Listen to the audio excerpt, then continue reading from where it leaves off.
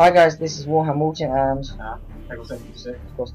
Right, gonna do a review of all the Inquisitors from the infamous overpowered book, The Grey Knights, where the Inquisitors were the best thing, there's no denying that. But they got nerfed in 6th, and you're going to find out why. Not the Inquisitor actually, the actual Grey Knights did. The Codex did because the Brotherhood of Psychics meant the whole squads could end up killing each other a lot. Killing themselves. If you lost the leader and then felt like double sixes or double ones, the whole squad would go kaput, which is a bit of a shame. You don't have to cast psychic powers within the Grey Knights, so why not? And also they had to do a psychic test to activate their swords, so there was too many psychic tests, and people could keep denying their psychic powers, so a lot of their greatness got nerfed. But guys, I'm going to say this now: if you want an overpowered army, Grey Knights, Necrons, and Space Wolves are not the way forward. You want the Imperial Tyranids? Yeah, they're great. Oh yes. No, but seriously, the top tier armies now are without doubt the Necrons, the Imperial Guard, Tyranids, and the Space Wolves. And pre-heresy. Yeah, but you can't do it twice. Right, let's get on to Inquisitor Coteaz. So, what is his fluff then? Well, he's cool. He has spies. He has an eagle, and he owns a sector. Basically, yeah. He was in the ring of Inquisitors in the Order Malleus, and the guy was doing a big speech about a demon thing he'd found, and Coteaz took his hammer and smashed it, and was like, he's a heretic. And turns out Coteaz was right, so they were like, oh, well done. They executed the guy, they gave Coteaz the Formosa sector, and Coteaz was like, oh, this is great. He started to build up a spy network in it, and basically everyone is a spy for Coteaz. 2 out of 3 people in his sector are spy for Coteaz. Yeah, that is fantastic. He runs it with an iron fist. It's free of heretics.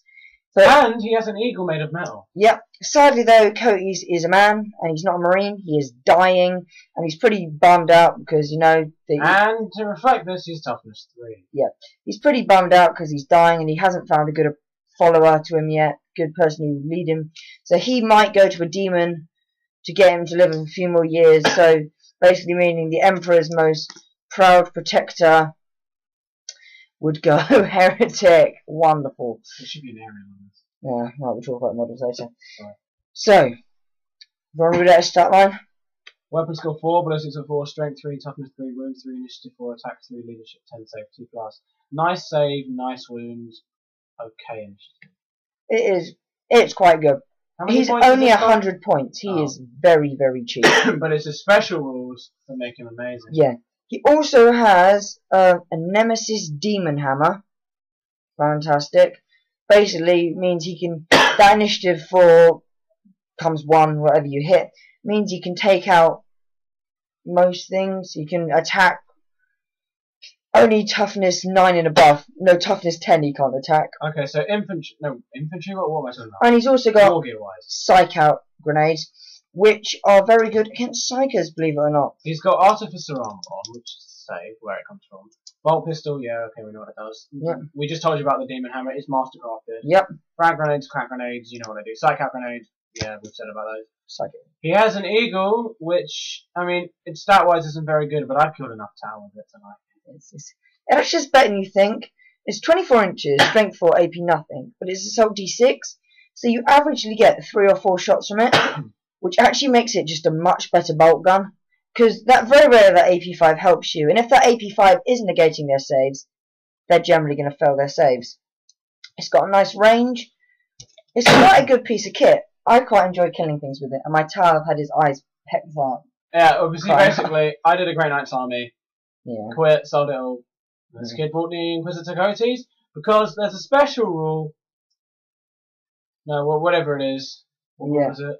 I don't know. What does it do? You know, where it lets him take unlimited warbands. Yeah, that's called the Lord of Formosa. Yeah, okay, so basically he's allowed to take unlimited Inquisitorial warband models. Well, 6, because they're just troops. He's allowed troops, okay, troops. Unlimited. Yeah. Death Cult Assassins are the most overpowered things, and Dark Eldar witches just look just like them. If you want a Grey Knights army and you want to be really annoying and win games, Coteaz and a million Death Cult. Didn't get nerfed. The Death Cult are absolutely amazing. Alright, they'll die to Overwatch. They actually have invulnerable saves, and when they hit you with 4 power weapon attacks each, a weapon skill 5 and strength 4 and initiative 6, you really start to feel Yeah. They're pain. And they are so cheap. We'll go on to the minimum. I'll get distracted. They're £10 each. They're stupid. Unless you buy Dark Elder Witches, they're £1 each. Coteaz got amazing in 6th because of this. He's an independent character, fantastic, he can join units. He's a Psyker of Mastery level 2. And he can take Divination. Oh, okay, Pre-Science. He's allowed Divination. Pre-Science. Pre-Science. Best power in the game. And he can roll for another random one. He is fantastic.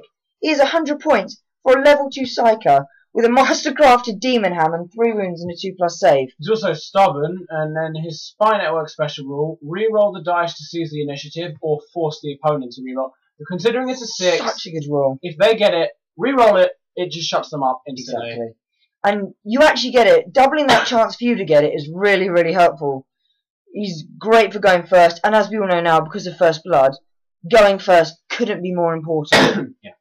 So I've been expecting you. If an enemy unit arrives from reserve within 12 inches and he has line of sight, he instantly shoots. No limits on how many times he can do that. Doesn't affect him actually shooting. Goodbye outflanking units. Outflanking from deep strike. Coming in from reserve. Oh, from reserve. I thought it was a deep from. I don't even know. In from reserve they come. Hello, you're gone. And then he keeps doing it. For Stone Guard veterans, they weep when they see Coteaz. And with your servo skulls, you can literally go, well, Coteaz will cover this 24-inch bubble, and I'll put a servo skull there, 12-inch, yeah, but 12-inch backwards forwards, that's, yeah, 12 inches, 12-inch bubble, I lied. And then you got the 12-inch on a servo skull and another one. 3? You have up to 3, they're only a point each. And you just go, okay, Stone Guard, you deep strike all the way over there, please, with your guns out of range. No, servo skulls are only affecting, Right, we've argued about this enough. Right, we're going to find out. I saw this codex a year ago, I didn't know the rules. Servo skulls. Right, we need to psych out the equipment. Okay, enemy infiltrators cannot set up within 12 inches. Similarly, enemy scouts cannot use pre-game moves to approach. Deep strike rolls. A friendly unit deep striking, roll 1d6 less for scatter. I win. You can land on it. Stone Guard are suddenly still like, dude, you just got killed. Yeah. They just can't go near Coteaz. They'll just. But then he does get 3 psychic powers in addition to divination. He gets Hammer Hand, Sanctuary, and Dark's Exo Communication. They're all useless. Swap them out for the actual powers. one adds another strength to his hammer. Boo-hoo. The other one's just a demon, basically. They're anti-demon, as this whole codex is anti-demon. But yeah, apart from that, I'm going to say this now. I'm going to read you a small paragraph of fluff. Yeah. Coteaz has begun a search for forgotten fragments of cloning lore and alien rejuvenation technology, any means of extending his life, or rather, any means bar one. Coteaz knows the boon he seeks could easily be granted by a demon, should he summon and bind it according to proper rituals. Part of him longs to embrace this small evil, that it may firm upon the foundations of his righteous work. It's a temptation that grows stronger with every passing day, but one that Coteaz has stoutly resisted, at least so far. ... Okay, this stinks of Matt Ward. Yeah. The anti-demon codex, let's get a demon. Yeah, exactly. Why? He's never going to get a demon. Coteaz is great. Okay, so how would I use Coteaz? There is 2 good Coteaz setups. See that? 2 good Coteaz setups. Numero umero. Millions of death cult. Millions of death cult. We stick them in a inquisitorial chimera. We drive it forward. We get them out. We turn the chimera on its side. We cast pre-science on the death cult assassins. We assault. We win. That's number 1. The second one, which was going to be my favourite when I finished my Inquisition army, which I didn't get around to doing. What was it, about 500 points? No, I actually got quite a bit of it in the end. Okay, fair enough. I got a fair bit because I got all the scouts charged as a detachment, didn't I? A scout detachment. Yeah, converted detachment of like 30 scouts. It was good. That's quite cool. The best way to do it is this is my opinion, is have him with loads of servitors. So you put a big squad of servitors. This stops him from mind locking if you put him with servitors, and you get all the because it's a rule. Oh, okay. When he's with servitors, they don't mind lock.